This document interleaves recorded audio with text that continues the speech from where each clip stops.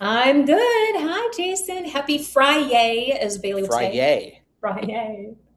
Happy Friday. It is, wow, it's the last Friday of May. I almost didn't believe it. I went to join our episode in Circle, and I'm like, it's not May 29th today. No, that's the one. That is crazy. Well, let's go ahead and hopefully we get some people chatting. I wasn't gonna be the first one to chat, but and maybe I still not. It says it's sending. So hopefully we've got our chat working. We usually have people saying hi by now. I know it'll be a slight delay. And I see Bryce's name, so now I have to go to his email because I'm pretty sure. Sorry, Bryce, I've been busy this morning after 30. Oh, I don't even want to say it, Bryce. Is it your one big thing? Oh, I bet it is. I Oh, bet it is. Well, Jess, this is gonna be funny because I can't see the chat. Can you? yeah. Oh, okay. I may have to refresh. I have to see the chat, so I'm just going to restart. You Oh, just keep yeah. talking while I do it, because if I don't see the chat, it's going to be a bad thing the whole Oh time. yeah, yeah. You got refresh and come back in a second. So happy Friday. If you're new here, oh, that was a quick refresh. Oh, I see now. I feel like I'm at home. Bryce, Amon, Cindy, Stacy, Camille, Jesse, Aiden. Oh, I'm so happy now. Oh, I was felt like I was alone. you'd be so Heidi. lost. Oh my Yes. goodness. So happy Friday, everyone. Last Friday of May. And welcome to the Now of Work Digital Meetup, episode 309.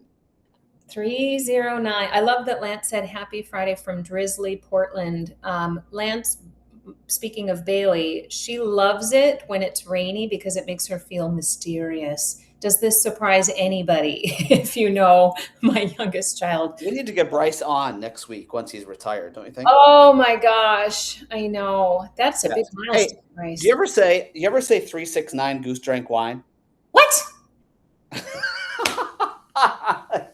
That's like a fun saying that I've always said with my boys. Like 369 Goose Drank Wine. You've never heard that? Never in my ever loving life. Oh my God, it's probably not even proper or something now that I said it. But when I thought of 309, that's what I was like 309 Goose Drank Wine. What is that from?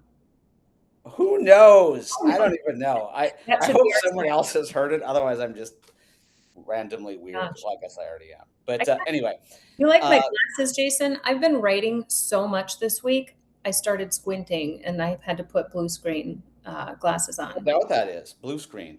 Yeah, They look good. they're pretty good. Yeah. Oh look, It's a song, Fever Dream. Oh my God, people you're know what looking you're to talking about. tobacco on the streetcar line. The next verse isn't so nice. What? See, I all have I know is the no. 369 Goose Drank Wine. So anyway, Weltering in Brussels, Dorothy. Okay, I love this. January. Oh, I just love everybody saying hello to each other. yes, great to see. I'm not going to click on that link. So great to see everyone. Jess, where are you today? Minneapolis. Home, home, home in Minneapolis. It's also sweltering here in Minneapolis. I'm in heaven this week because I've been out on my paddleboard 3 times already. I am loving life. I'm really an outdoorsy girl. Like it gets this nice in Minneapolis and you can't get me inside. I am like a literal kid. Look at Kendra. Kendra's here. Kendra! Sorry, Oh my I was gosh! listening to you, but every time I see Kendra, I mean Eric, you're important too. But when I saw Kendra, that's exciting to see Kendra. All right, so is that a tan you have, or Yeah. is this Yep. self tanning? Is Oh this like no, no self tan. This is literal sun wearing specs. I know. I'll take them off if it's disorienting, Dorothy. No, I've been out last night. Well, you heard Ainsley came in the door when we were on the phone and she said, Mom, let's go. And it was time to get on the paddleboard. We ate burgers down by the lake at the band shell. I'm in literal heaven. This is my weather. that's awesome. So for those of you that are new, let us know you're new. Please raise your hand. Let us know you're new. For those of you that are not new, we always start with some rituals that drive community. And it's kind of fun, the work that Jess and I have been doing for the last, wow, 7 weeks now, and getting ready for the official launch of what we're doing, which is kind of funny Mhm. that I say official launch. But you'll see a lot more about it. But Jess, I love what you were just saying in the green room about the rituals and Yeah. that community is made up of rituals and things like that. And And it's I love the way you brought that. like the way I think about Tamara, welcome. Sorry to interrupt. Whenever I see someone new, I get excited. Sorry. Woo! I love it. And Cindy, if you can hear us, which clearly you can, but not see the chat, just do a quick refresh like Jason did. Hopefully that'll fix your chat thing. Yeah, I think of community and rituals. Rituals are a quick orientate. It's like a quick way for people to sense and feel what's going on, a quick sense of belonging. Even if you're new here, it's just a really quick way of gathering. I'm kind of a nerd about communities and rituals and a sense of gathering. I think we do that when we like all of us who are do like workforce stuff and employee experience stuff. Those are just natural names for stuff that you probably design or you don't design and it just happens. But I'm kind of a nerd about that stuff. So our first ritual we always do is, how are you? And I've always said this for 309 episodes. I think it's the most important question you can ask. I think I've asked a ton of people today already, which we'll talk about in a second. And it's easy. It's an easy question. Yep. Three options: green, yellow, red, even though the community likes to make it much more interesting than chartreuse. Yeah, green, yellow, red. But green, great. I feel great. Yellow, so. Red, not so good. So love you guys to let us know how you are. And for those of you that aren't green or need some help, need a connection, just want to talk about something, please connect with others in the community. That's another big part of community, and it's why we're using this Circle platform and why we want to grow the Circle platform over time. Oh, look, Seba's here. Awesome. That's one of my students from Charleston. Oh my gosh. Hi, yes. Seba. Yes, it's very, very exciting to see. I love when I see names like this. Mm-hmm. So glad to see some greens. And for those of you that are yellow and red, please get it off your chest. Yeah. Because we can have some of those. I tend to be impacted by existential issues, which you can't resolve. Chartreuse. Yeah. Brad, we are going to talk about that next. Yes, thank you for sharing. So the next ritual we do, thank you guys. Look, we have a lot of greens, Jess. It's awesome. I love it. Jess, clearly, see, I have my contacts in today, so it's a little crazy, a little bit blurry, but that's Natalia, right? Natalia? Yeah. Yes, Natalia. Yeah. How do you say Natalia's last name? I would be guessing Bielzik, I would say. Am I close? Yeah, it's probably much more simple than I was going to make it. Yeah, Bielzik is probably exactly right. Oh, I love it. And Disney. Very the cool. Next ritual we always do is one big thing, and it's your one big thing this week. So the week that passed, you were close in the pronunciation. One big thing. So one big thing you're proud of, one big thing that filled you, one big thing that changed you, one big thing that you learned, one big thing that you shared. Please put it in the chat. And would love to see what you guys have on your mind. Jess, do you want to go first with yours, and then I'll share mine? First, yes. And then we're gonna have our guest share hers as well. For sure, and I always forget to ask our guests, so I've already told Shana to think about hers. Okay, so this is not work related at all. This is so cool. You know, I'm a gym junkie, and I love classes. I love group fitness. I'm in and out quick, and I take the same classes all the time. So I was in bar class this week. Very typical. I do this all the time. Instructor I love. These instructors, they love to kind of work us to the bone. So we're at the end of class. We've completely burned out, like our legs in particular in this class. And it's the end of class. Beautiful studio. She lowers the lights for our little cool down. She's stretching us out. She's kind of apologizing a little bit because she was so mean to us. Like our legs are quaking. Okay, so stick with me. We're all laying down on our mats and she turns down the lights. Like really good instructors, I feel like are really good at choreographing the whole environment. Like it's really like a whole experience. So the lights come down and she switches the music over and she's guiding us through these stretches and apologizing to our poor legs. And the song that she's playing for our cool down is Journey. I Want to Know What Love Is. Ooh. And one by one, I almost cried. Like, it was so beautiful. I almost cried. We're all laying there like panting and like at the end of this hard workout, and she's guiding us. She's still talking and stretching us out. But one by one little voice started singing along. I want to know what love is. And then all of a sudden, another voice joined that voice, and then another voice. And the instructor sort of realized what was happening. And so she sort of quieted down. Pretty soon, a studio full of 50 people laying in the, dark, like near dark, staring at the ceiling. None of us are even looking at each other. This is not a scripted moment. All of a sudden, everybody is singing to the ceiling. I want to know what love is. I want you to show. It was like, that was such a human moment. I just like memorized it. I just memorized it. And that's it. That's my one big thing. It was the coolest thing ever. And now at the end of this show today, we're going to end 2 minutes early, and I want everybody to turn that song on at full volume and just sing to it. Yeah, we'll have to put the link in the chat. We'll have to find the link to that Oh my song. God, like all these like voices. Oh my gosh. I hope I'm doing it justice. I hope I'm describing that. Like, play that song and then imagine like just this like spontaneous sing along in the most random place, and nobody like belting it and showing off. Everybody just singing softly, and then everybody's just singing together. It was the coolest thing ever. And I know you had a little bit of a song moment just now too. Yeah, I did, and uh, yeah, like I'm already crying, Oh, which which I didn't even get to start talking about it. But it's not a bad cry; it's a happy cry.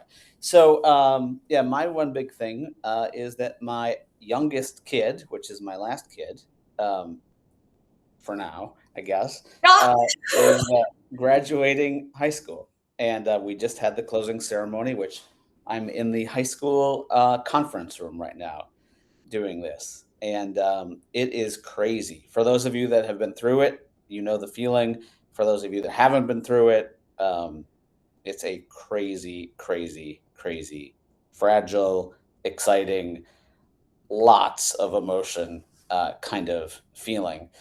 Um, Brad said mine was the oldest kid. I mean, there's a difference between the oldest and the youngest. The oldest is if you have another one, you know there's a couple more or at least one more when it's your last.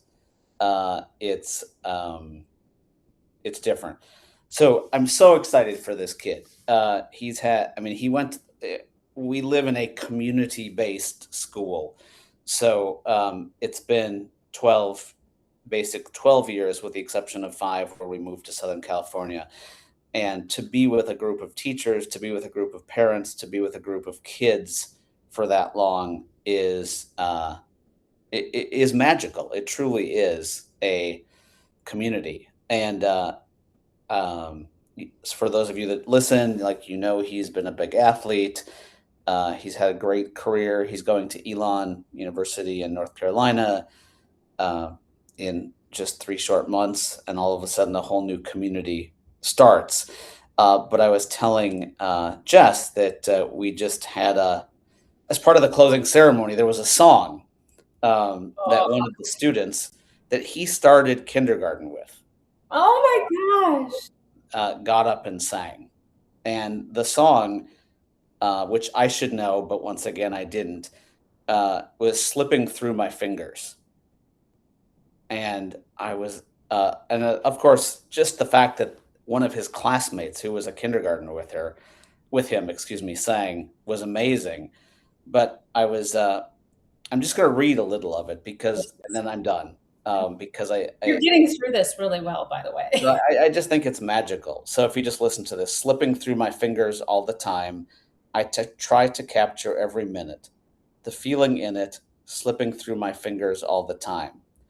Do I really see what's in her mind?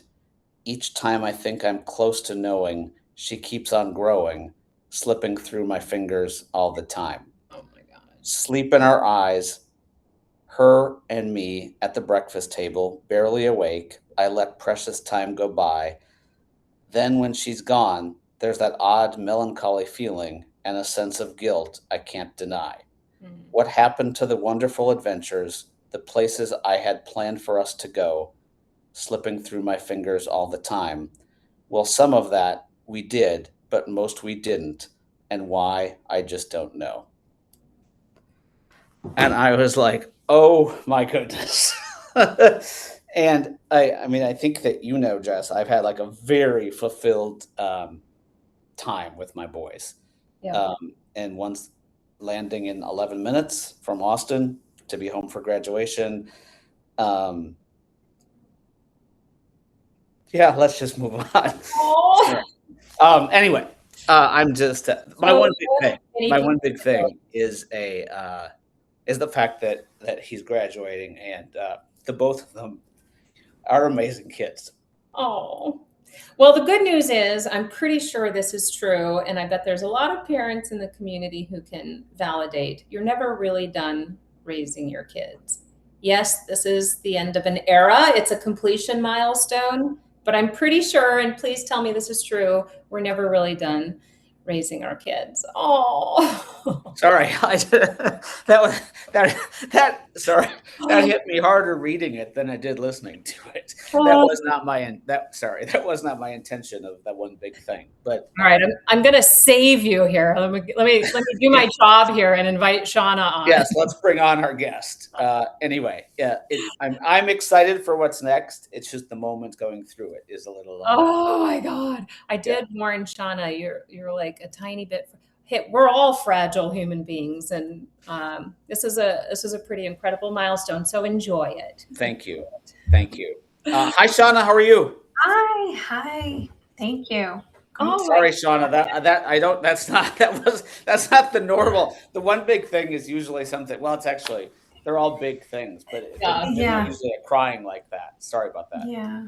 No, well, I think you touched everyone by like telling us about it and hearing it. And I think when you're reading stuff and thinking about it, all the memories are coming back, I'm sure. So it's very yes. Well, it's great to have you join us. Jess, I'll let you do an introduction because you've talked to Shana, you understand Shana's story, and I'm excited based on the little bit of research that I was able to do to have you on, Shana. Yeah. Well, yet another incredible connection made in Boston, which is where you live, but I was visiting for the AI Summit we both attended, and we had a little hallway moment where we were able to sort of nerd out on because I was in the middle of transitioning when we met, and so I shared a little bit about our new venture, and you shared your new venture, and I said, okay, you need to come on and talk to us. So here you are. Thank you for doing it. And I'd love you to just kind of introduce like a little bit of your story. What have you been doing? What are you doing now? And then we'll get into it with this lovely community. I'm going to do what I always do, which is forget to ask you, do you have a one big thing from the week? Hey, Shana. Yes. Before you do that, I just have to say one thing. Yeah. And it's nothing related to you, so I apologize. But I was just while Jess was talking, I was looking through the participants, and I see my wife here. And just after what I just said, I just have to thank her because there's no possible way this could happen without her. So now I'm trying again that I saw her name. But anyway, Heather, we see you too. I know if she's listening, she played a bigger part of it than me getting them this far. So anyway, Shana, back to you. Well, thank you for the opportunity to be here. And Jess, you're absolutely right. We met at that summit, and I think we saw each other at the dinner the night before, and then the next day, just felt like needed to connect, just to share about careers and what I've been building more recently. But as some of you may know, right, I was a former CIO and CISO in a couple of different firms here in Boston. And largely spent my career in financial services at the intersection of technology and the business, and have always either sat within a strategy role, a business role, or a technology role, helping people adopt and embed technology into what they're using, their workflows, what they're trying to do. And about 2 years ago, I had stepped away for our two sons. My younger one has some special needs, and with my husband working full time and myself working for a private equity firm, I had to step back and prioritize our family. And after I had done that, everyone teased me and said, well, what are you going to do between 9 and 2? Well, they're still at school. And I thought to myself, well, I don't know. But AI was on the horizon. And being a strategist, a lot of people reached out and said, will you help me develop a strategy that'll resonate with people? How do I reduce the fear? How do I make a very complicated topic seem simple? And that led me to form the company Strategic Growth and Innovation. And out of that, I realized, as much as technology is there and tools are added, we really need to be thinking about some of those special skills, which I know we will talk about further in the conversation. And it led me to form Human Edge, which is really, an initiative to help develop those human skills and see the value. So I'm thrilled to be here. So the one big thing, of the week, there's been a lot of milestones. So my kids are 9 and 12, so they're in grade school and middle school. So we've had art shows and music shows, but I would have to say my week began with a roundtable talking about the value of human and AI. And now I'm ending here on this call. So I'm grateful to be here, feeling like it's a very fulfilling week, and that there seems to be a lot of people in my universe lately that feel that this is an important topic. So I think that's my big thing of the week, to realize it started and ended with a really important topic. Yeah, Shana, I love the name, just Human Yeah. Edge. I think that's so impactful. And one of the things it's so funny. I just did a podcast on this, or I just pushed out a podcast about this morning, actually. And I mean, it's gonna sound a little bit weird, I think, but is like this whole AI thing. It seems to almost be bringing humanity back It does. in an It interesting way. does. I've never actually said that, but there's more people in the last 6 months. I'm going to go back to your universe statement. There's more people in the last 6 months that are talking about the importance of humanity than there Yeah. were before this AI thing started. Like, Yeah. it's almost like the technology is so, I don't know, maybe it's hyped, or I'm not sure what the word is, but it's bringing us back to the point where we want to think and remember humanity more than it was before. I don't know if that makes any sense, but Absolutely a lot of does. it the way you said it. Yeah, no, I think you're absolutely right. I think people are coming back to what are their strengths, right? What can they relate to? And, I think AI has brought about, a lot of excitement, but there's also a lot of trepidation and fear, right? And so when you think about the future and what you want to build or do with your life, or guidance of children, right? We talk about growing our children, we think about some of those skills, right, that make us human. And I think it resonates with people. Do you think that we were threatened? I mean, do you think we're threatened by technology and AI, and therefore we're like flexing our human muscle to Not show, hey, guess what? We're better. Or Not, I don't know if it's that necessarily. Like, I mean, maybe for some people, right, who are anti AI, but I think a lot of it is I think people are realizing we need to elevate and evolve, right? Our thinking, our trust, our critical thinking, judgment, right? Some of those skills when it comes to using this tool, right? It's forcing us all to say, okay, we're not going to be manually writing templates or models anymore. They might be generated. So therefore, how do we verify or validate, right, what's coming out of it? And so that requires us to think at a deeper level, a higher level. I do have a theory around Yeah. this. And I think you're right, Jason. I think I wrote a piece recently, I guess a few months ago, where I said I don't think I've ever heard the word human used more in business vocabulary than I did in the year 2025. And I think my working theory is that it's because we've designed a technology that is literally designed to mimic us and possibly substitute us. And I think we have a vocabulary problem. We keep saying, when we roll out these AI initiatives, we keep saying augmentation when we're not really doing augmentation. We are, in fact, doing substitution. We're literally training the tech to just do a bunch of our stuff. And we're saying it's augmenting us. This is just my theory, Shana. Yeah. We're saying that it's augmenting us when we're really training it to replace us. And I want to talk about that distinction. I really want to talk about that distinction when we think about the human edge. the human skills that should be retained and augmented versus those handed over to the tech.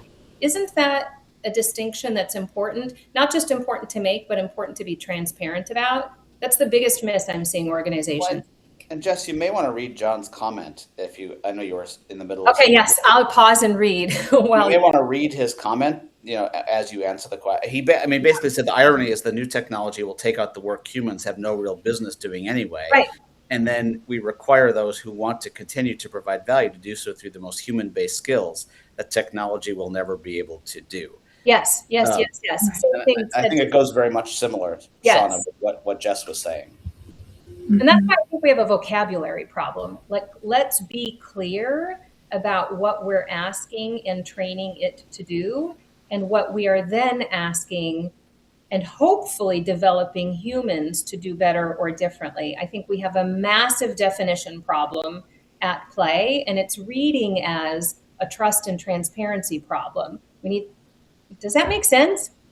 Well, I think from what I'm seeing is I think a lot of companies are still, they're trying to figure out what they're going to use it for and how they're going to. So once there's clarity around how you're going to do it, implement it, and change things, I absolutely agree. There should be transparency on what it will do.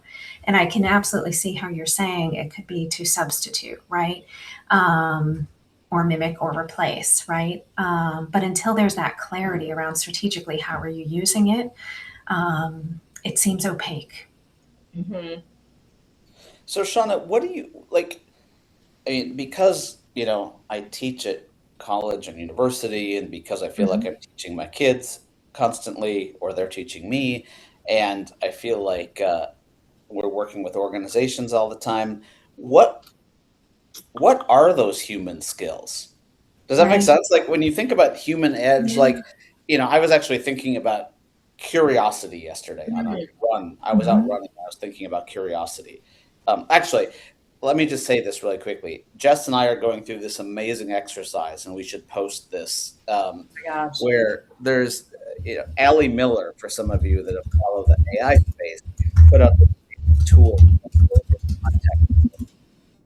And it basically it goes through this process of you answering a bunch of questions to understand who you are. And one of the things, and it started asking about my human skills. And one of the things that came up for me was curiosity. That is a human skill.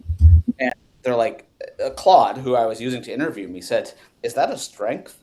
Curiosity?" I'm like, I don't know if it's a strength. Like, it's something I feel, but I don't know if it's a strength. So when you think about human edge, like how does that hit to you? Like, how do you define that? Yeah. So how, we've been defining it as trying to identify ways to really take some of those core skills that we talk about from like a liberal arts lens in humanities, right? The judgment, the critical thinking, the collaboration, curiosity is one of them, articulation, description, right? Communication, and really trying to figure out how do we create, the studios we do, for example, are really focused on how do you develop those skills, but how do you also give guidance around them?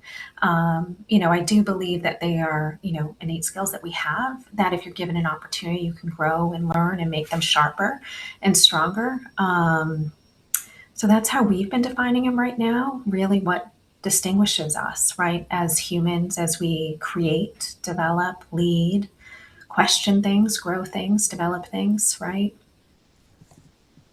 So I always find it interesting to take a sort of a demographic view. Like, how do you think about this in terms of the headline I keep coming back to is impact on different parts of the labor market? Like, speaking of graduates, everybody's talking about the milestones of May. This is the highest unemployment rate we've seen for Gen Z, but for college graduates in particular. Yeah. And they're coming out, or they're either earning think about all the people who are earning degrees for something, or who are coming out of school with some preconceived notion of what would be valuable to them in the labor market. I know you're doing a lot of these. You mentioned your studio concept where you can identify and help build these skills. Does that change for young people coming into the workforce or early career people, or is it the same approach for everyone? And how do we know how to apply these skills for where you might be on your career journey? Does that make sense? It makes sense, and it makes me think about one of the reasons why I think I shared with you it when we met. I just have this side passion. I call this my side passion, right? Because I think about, yes, the recent graduates, but I also think about my two sons, right? In 5 years, one will be graduating, going off. Just I'll be in Jason's shoes of his older son, right, going off, and I think I see how hard he works now, and I see, about his, I think back of my own career, right?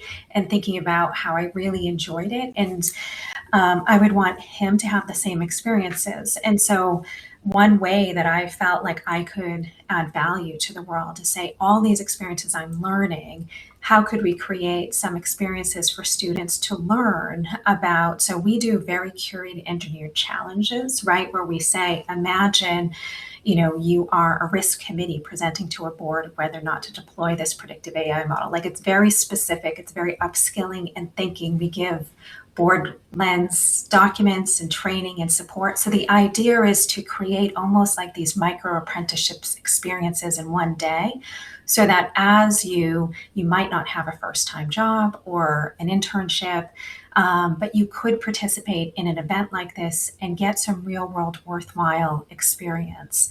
So, I mean, I do worry about that, right? And I also think about success. I used to do a lot of succession planning, right, when I was at firms, and worry about succession planning and is enough knowledge and experience happening with our current workforce.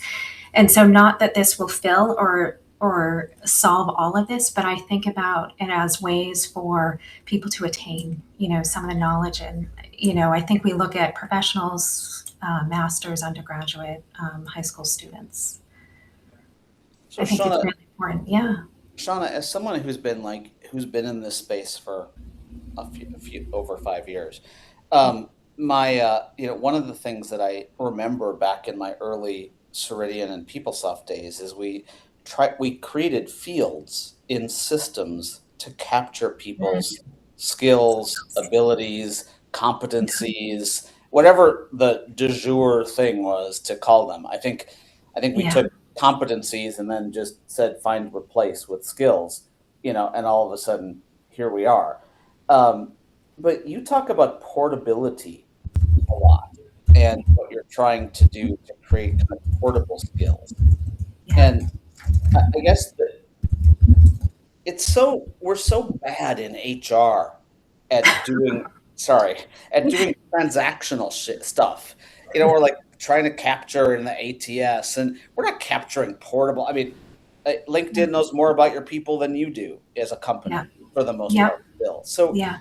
what do you I mean, one of the things I talk about when I teach is proof of work, and I think I got Right. that from Jess. But when like, what do you teach people in your studio that allows these things to be portable per se? Yeah. Yeah. So by design, right, we come in, we give a challenge, we do some pre-workshops, we give them templates on how they could present or communicate. But what we try and do is have them, we talk a lot about the experience, right? We say we're going to put you on interdisciplinary teams, meaning we're going to match the English and the sociology majors with engineers, right? And we're going to ask you, we'll honor you, the people you want to work with, but we also want you to have different perspectives to work together, because you never know if that's going to be your future legal department or risk department, right? And build a network of people. But we also try and focus on layering in perspectives of industry mentors come in throughout the day and have them meet and gain exposure. We issue credentials, right, to help them acknowledge what they have learned for the day. We have them present, and really try to foster an appreciation of what the whole experience is. It's not just building or creating that one solution, but realizing, what, I was just on a team for the day with 5 people I didn't know before. And I could realize that I might not have been the smartest coder, or I wasn't the one that had the strong presentation skills, but I was the data analyst who helped try and shape that. So we have them try and think about their skills and their roles on their team, and not to like harp or spend a lot of time on it, but help them recognize their own value so that when they leave for the day, they can hopefully go off into the world and remember that, right? We're trying to help build confidence in this world so that they can continue to participate in it and feel good about it. This is kind of maybe a geeky question, but I'm seeing a little bit of a surge in, let's just say, meeting intelligence, where you can try to sort of like suss out a bit naturally, or I guess you could even say infer, if we like that language. Like, you seemed to be the leader, you seemed to be naturally good at, you seem to like, so I think a lot of the problem with skills-based organizations and that whole initiative is that we put too much work on the user to self-identify, and then that would require validation. It's not dynamic. Skills are very dynamic. I say it's like oxygen. They're like particles in the air. So trying to capture them and bottle them and make them useful was always the biggest challenge of the skills initiative. So what you're saying is much more organic and dynamic. What's the best way to capture that? Is it user identified? Is it inferred? Like, what do you think? I think I think you're absolutely right. I just saw Jessica's note about lifelong learner, and then it made me think of like the growth mindset.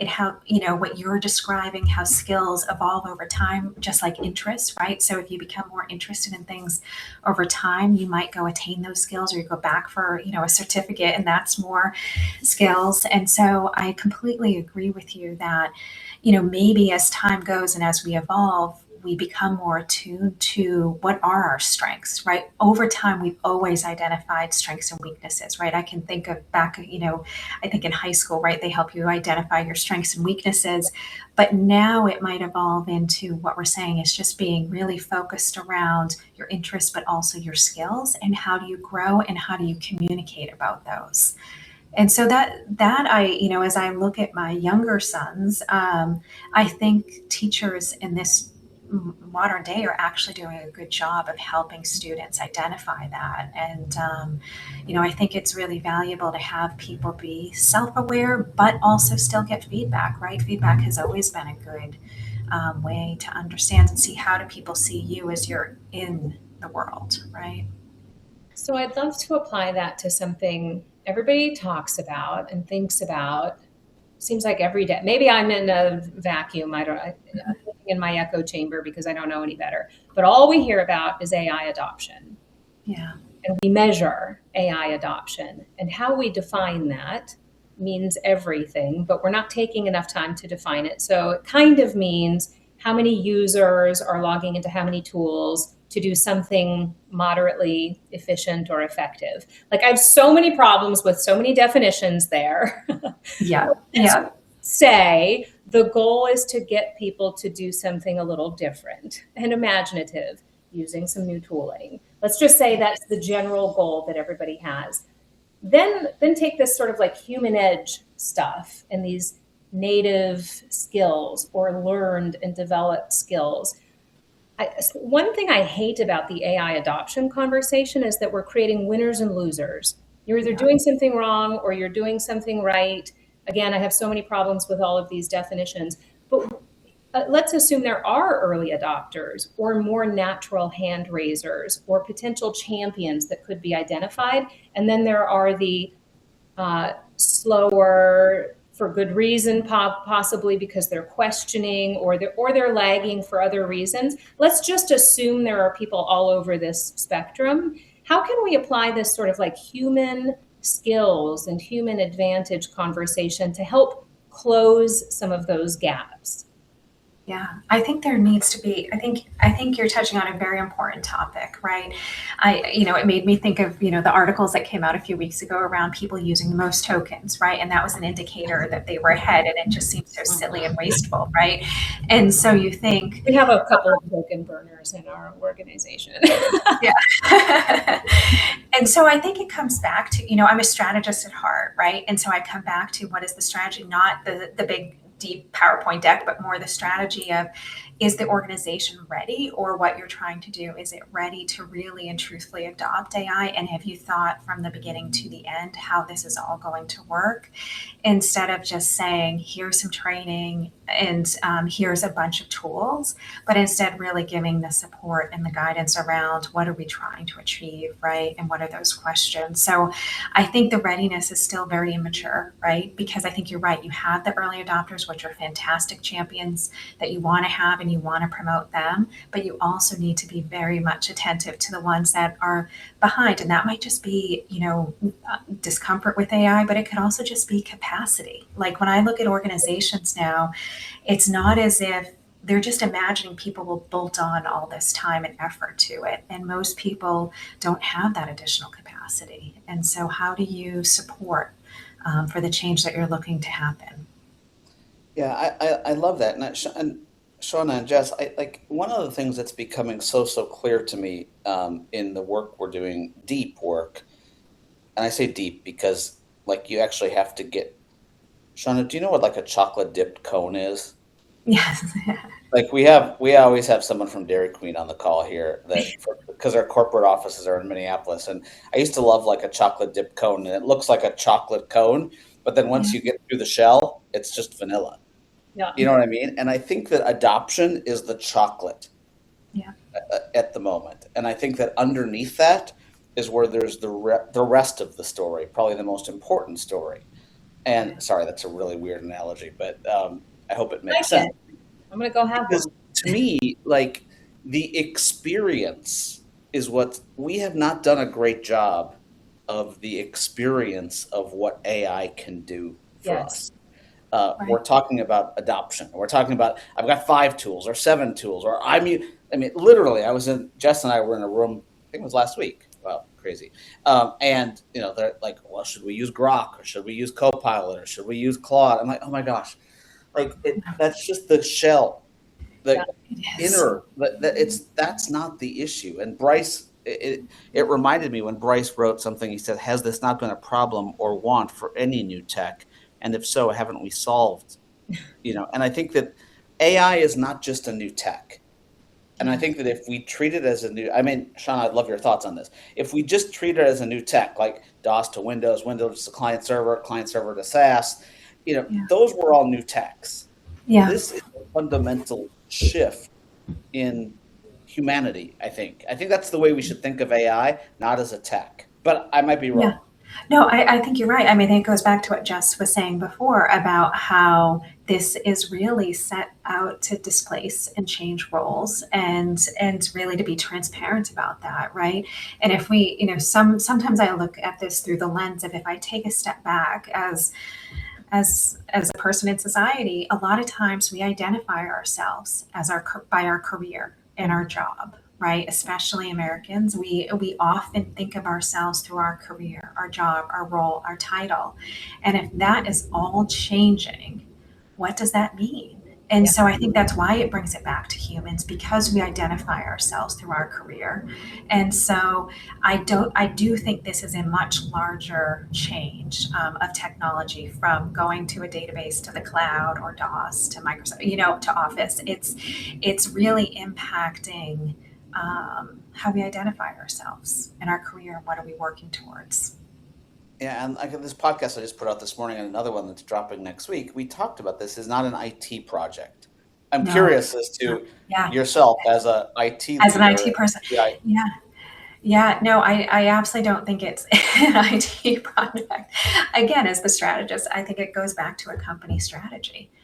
I think I've always been a very horizontal mindset when it comes to an organization, right? I really think it depends on the product you produce. Every department needs to be engaged, to be looking at it and working together to think about, how is this going to be implementing? How does this change the workflow? What new responsibilities come out of it? That maybe, as Jess were saying, and Jason, about skills, right? What skills do we need in order to support that work? And how do we grow our talent to meet those needs? I mean, Bryce just said, are people looking at AI like a person that's coming for them? And I think that's all, I mean, I hate to say this, but I think it's all in positioning. Yes. It Like is. if I think of AI, I mean, AI has changed my life. but not like it's coming for me. Right. Like it's changed my life in like how much I learned. Like that 55-minute run last night and my conversation with AI, like I could not sleep last night because I was so excited about what I learned about myself. Yeah. But it was just prompted. The AI was just the accelerant to get me to dig deeper into myself. It wasn't because of AI. It was just the accelerant into it. It's how you chose to use the tool. So, Shana, if you were back in your CSO seat, making Yeah. decisions and evaluating investments, and Right. if somebody came to you and said, "We discovered something that can make everybody in our organization 10 times more productive," would your instinct be to say, "Fantastic"? Then I only And happier. Oh, and a bunch of other things. Yeah, just Right. would your instinct be fantastic? Then you're telling me we only need 10% of the workforce to do what we're doing today. Or would your instinct be to say, wow, retain all of those people immediately. Yes, make them 10 times more productive. And let's start thinking about customer innovation, product improvements, quality improvements. Like, I think that's the miss. Everybody that's having this, like, it's coming for our job, we're not thinking about it. We're not being creative enough to say, well, wait a minute, doesn't that mean we can do a whole bunch of stuff that we can't get to today? And shouldn't I be leveraging, as a CSO, shouldn't I be leveraging my workforce differently if this is true? Again, it's back to the substitution versus true augmentation. We have to get our definitions straight and be transparent about where the strategic value is. Yeah, absolutely. I mean, I wish there was more headlines and stories around that second way you were describing it, because that's how I believe, right? There is that opportunity, right? I do think there is more growth. There's more opportunity to, deliver and sell whatever you're selling to the world, right? To make it better and people can thrive. But I do wonder sometimes, is the messaging still controlled by the big tech companies enough? Is there enough storytelling and experience happening like you were just describing? And I'm not sure, because we might just still be early on the journey. Yeah. And so companies aren't yet in the position to really be describing it as much as you are saying. It's so one of the things that's crazy to me, and Sean, I love what you just said. Like, there is so much hatred for AI companies. It's crazy to me. And I mean, and if you think about it, let's just take two. Let's just take Anthropic and OpenAI. Like, those are $2 trillion market cap companies that have been invented in our lifetime. That, like, we should feel so excited to be living in this lifetime, that diseases are going to be cured. And I mean, if you actually look at jobs, I was on a panel earlier this week, and the company that I was on the panel with said, actually, we are net positive in jobs. Like, that company actually has grown jobs. Yeah. Okay. Now, they've gotten rid of some people, yes, because those people said they didn't want to work in this new world. Yeah. But net positive, they've hired 250 forward deployed engineers, and this is a manufacturing company. This isn't a tech company. And they've had 100 people opt out and say they didn't want to, and they've took 50 people who were first-year career and said, we're going to pause on hiring until we redesign work. So they're like, we're actually up in this one division of this one company, 150 jobs. But no one's talking about that. I just think I just think that, and sorry, I got off on a tangent. Well, I was going to say, why do you think no one's talking about it? Like, that's what I'm I don't know. curious. Like, I think it's also because people hate bad news more than good news. I mean, it's like clickbait shit. I mean, to a degree. Jason, you've heard me talked about this already. I know I'm obsessing a little bit. I listened to Oprah's podcast interview last week. Dario and Daniela, two of the co-founders, there are like 5, I think, of Anthropic. They happen to be siblings. And they answer a bunch of these questions really plainly. I have to say, Dario is he's like a chemical engineer, like for how engineering minded he actually is, like how eloquent he is at answering complicated questions plainly.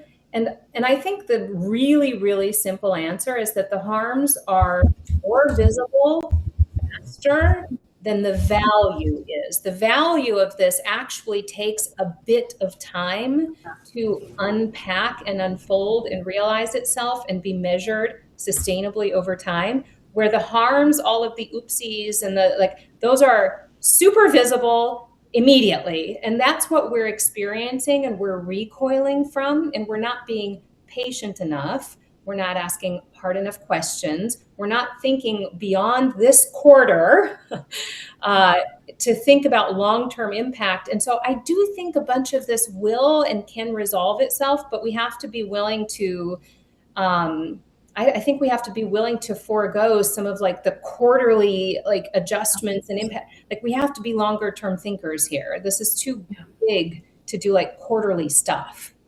Yeah, completely agree.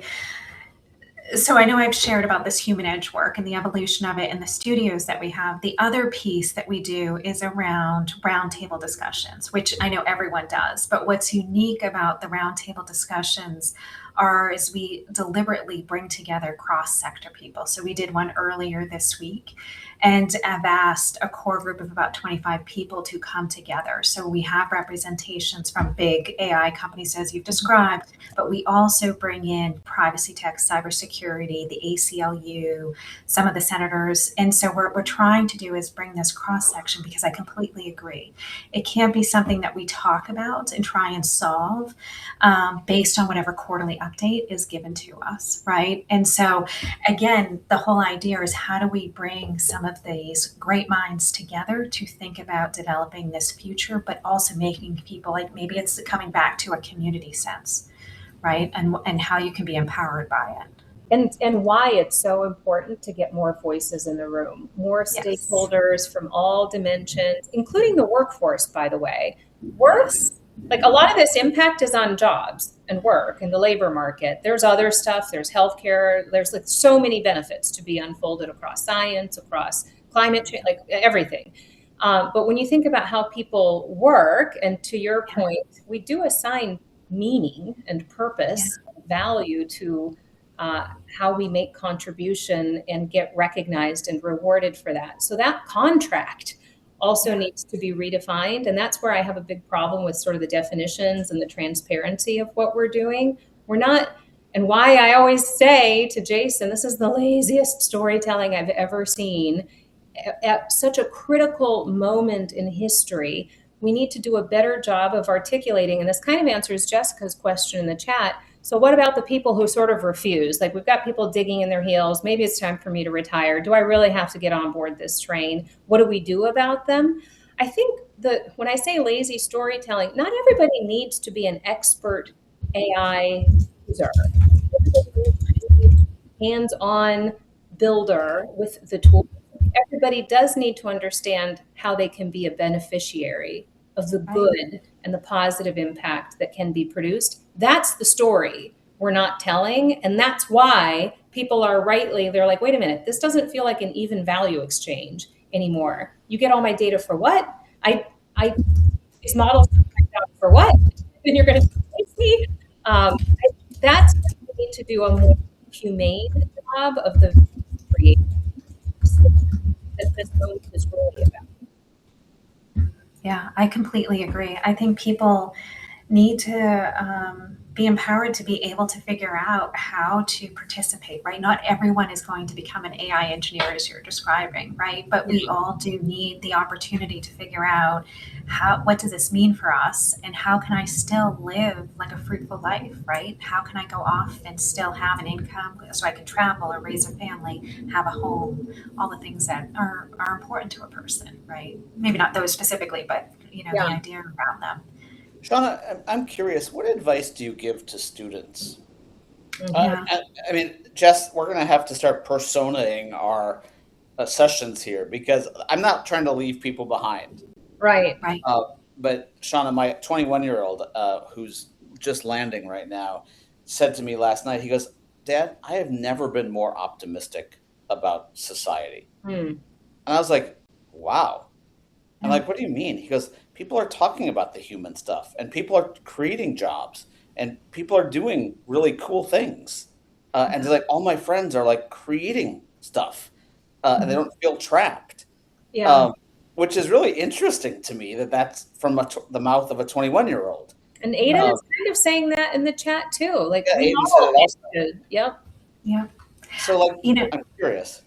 yeah, so I think I'm definitely seeing that, right? I think the younger generation, they're coming out, they feel motivated. There's a greater discussion, right? Like I think back to when I was in school 20 years ago, there was not as much support around entrepreneurship. It was very like it was very traditional. Now, if you go back to a college campus, right, or with any sort of schooling, they're giving you ideas and ways, right? I think there's a lot more available to you now to have that mindset. So the advice, going back to that growth mindset, always learning, lifelong learner, but really just taking all the experiences and seeing what can you learn from it, how can you develop, how can you contribute, how can you solve a problem, and really following those passion things. I think that gets back to we're becoming more focused on us as humans. Yeah, I totally agree. Shauna, how can people learn more about what you do? I want to make sure you get an opportunity. We'll put it in the show notes. But how can people learn more about what you do? What I do, so I mean, the company, it's all one big word. So I apologize. I probably should have thought it when I first set this up 2 years ago, but it's literally spelled out strategicgrowthandinnovation.com. My email is just sconway@strategicgrowthandinnovation.com. Again, super long. I apologize. But feel free to reach out, LinkedIn message, send an email. Love to hear from people because it is something that each iteration of this work, it continues to grow to meet the needs of the people I meet. And I love being here. Oh, So I No, love Shauna, thank you. And I hope you can keep coming back to the Yes. community. I wanted to take a second to end with two more one big things, Yeah. Shauna, that are going to be relevant to you. That kind of one I remembered and one came in on a text while we were talking. The first one is Jess and I had an opportunity to hire one of my students at College of Charleston this week. And I'm so excited to have her on board. And it would have been my one big thing for sure if it wasn't for my son graduating from high school. So I don't want to forget that. Like, lifelong learner, curious, shows up. Like, it's just like it makes me so optimistic for the future. So excited to have her on board. And then the second thing I just wanted to, someone else that we do a lot of work with sent me a note, and I just want to read it. And it started with, "You're such a great dad." And it made me, and then she said, I wish my dad saw me graduate too. I was supposed to deliver a valedictorian speech for my senior high school, but because of COVID, I wasn't. But I was glad I was not able to because my dad died, and I felt like aside from my mom, there's no one else to dedicate my speech to. Oh my gosh. And I so appreciate you sharing that. That's what I hope I hope this is what this community does, is brings out those feelings, brings out those memories. I know some of them aren't great memories, but it's important to share. So anyway, I just wanted to I have to say to one of our OG community members, I sort of teased at the beginning, but Bryce, who's been with us this whole time, is celebrating his last Friday after 38 years with the Timken Company. Today is his retirement day. Bryce, congratulations. I know you'll still be here with us, but you're departing a very special milestone in place of your own. So congrats. Shauna, thank you for sharing your LinkedIn. Thank you for sharing an hour with us on Friday. Bryce, congratulations. And can't wait to see you all next Friday. Jess is going to be coming in hot off an airplane, so you're going to be stuck with me for a while. Just till I can get settled. Until she joins. So thanks, you guys. Hope everyone has a great weekend. Thanks, everyone. Thank you, Shana. Love you guys. Bye. Thank you. Bye-bye.